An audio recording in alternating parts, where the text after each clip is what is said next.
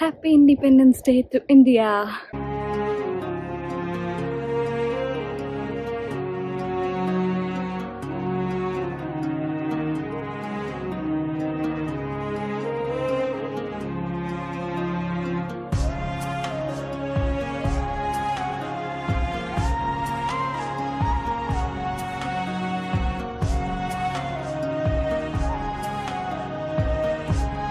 Welcome to Nahal Sorek, and it is 75th Independence Day of India, and we have representations from all parts of the community here.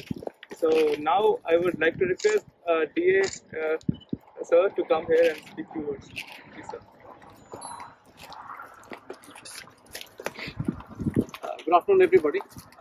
Maybe I should remove this mask when I'm speaking. So good afternoon, everybody, and thank you one and all for having come here to join us on this very important occasion for us, which happens to be the 75th anniversary of India's independence.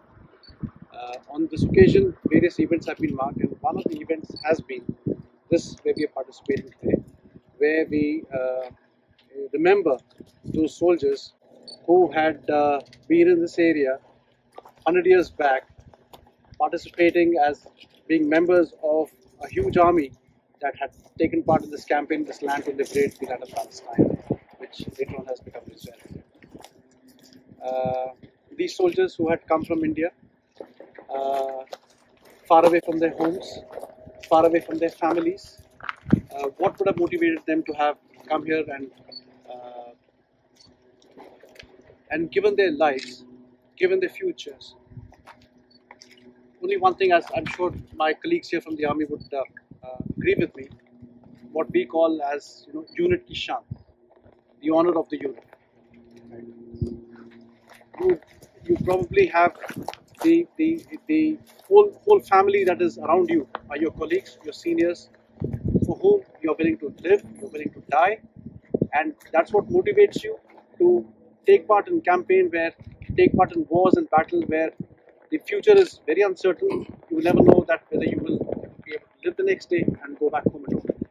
In such faraway land, in such conditions, our soldiers have fought, and things what were existing back there during the First World War in 1918, the world has changed so much drastically over the last 100 years. But it is for us, their progeny, to make sure that the sacrifices that they had undertaken, the lives that they have led over here, far away from their homes, their families, the near and dear ones, we keep their memory alive. And it is for such purposes that we have these cemeteries, these memorials erected from place to place, where as and when the occasion comes, we get an opportunity to get together and salute these brave soldiers.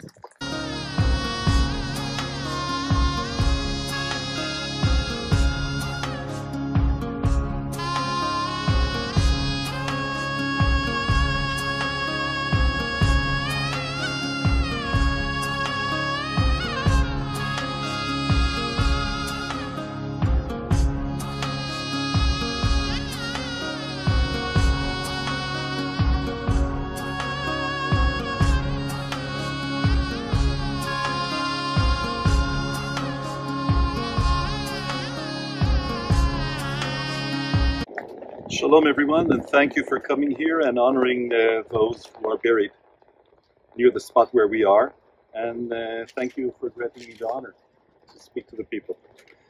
We're going back to 1917. In 1917, the forces of the British Empire, plus others that assisted them, like French, Italians, and so on, are all standing on the gates of the Holy Land.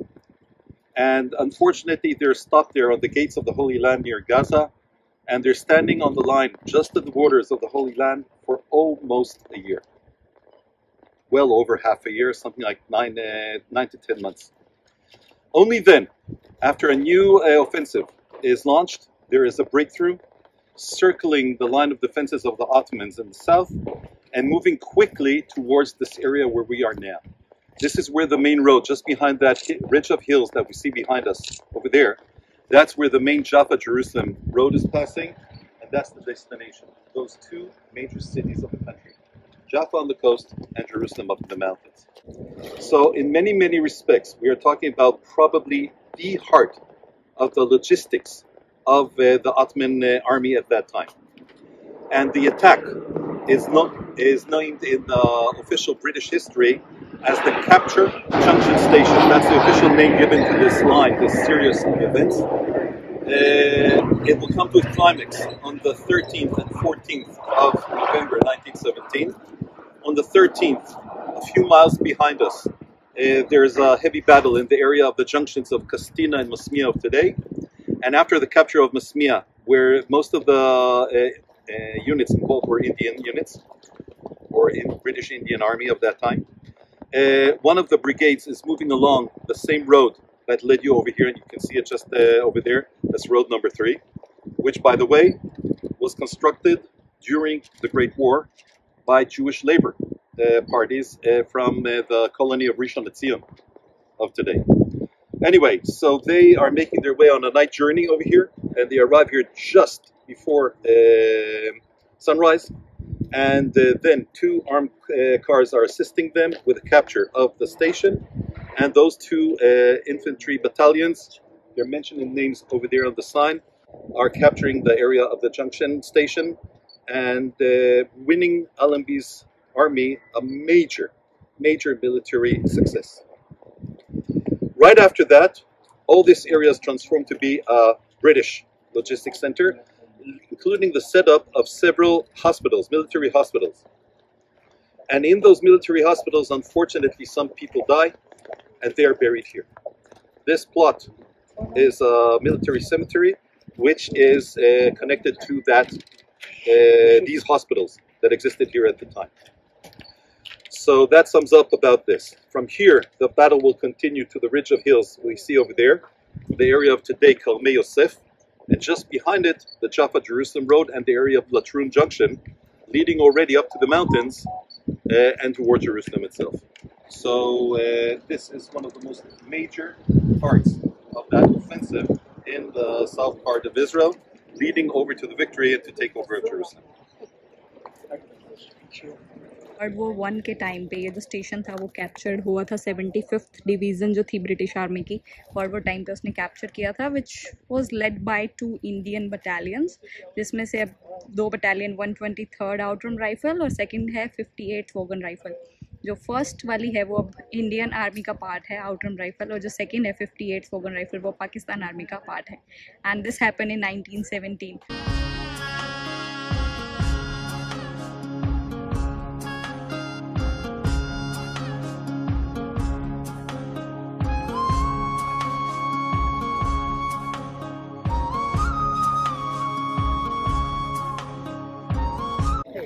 I'm really thankful to Pawan, who is my friend who works in Indian Embassy here in Israel.